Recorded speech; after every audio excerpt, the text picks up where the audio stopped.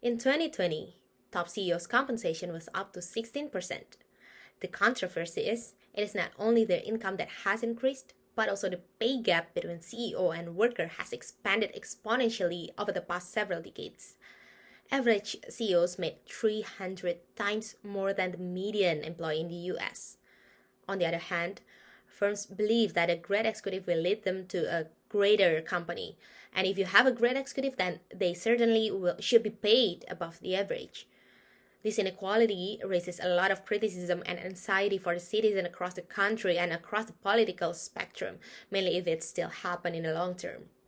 So here we will talk about the pros and cons of government interference in regulating policies related to the CEO pay.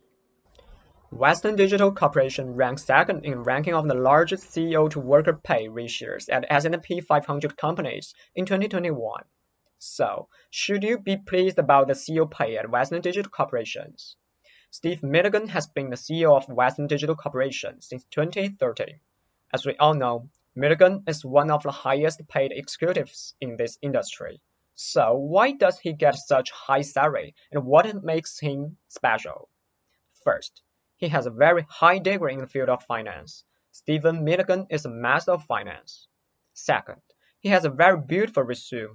He worked for Dell and was an executive at High-Touch Global Storage Technologies, and was employed at Price Waterhouse, and is on the board of directors for Rell Stores.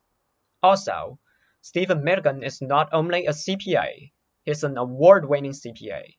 Most importantly, he knows how to win.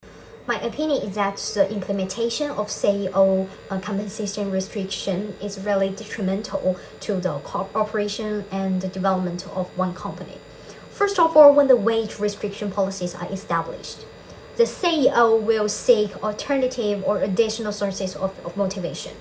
And according to the investigation by the UK government, this will greatly increase the possibility of bribery and embezzlement during the tenure of CEO. And from the perspective of the corporate role balances, when the compensation of CEO in a company is reduced, their rights will be weakened at the same time, and also the rights for the managers will be amplified at the same time also. And the managers maybe will make profit by themselves by virtue of their rights. Besides, there are some studies show that CEO pay restriction make a lack of incentive for pay arrangements should be efficiency. Performance present a negative effect on the companies. One of the most obvious points is that obviously increase the agency cost.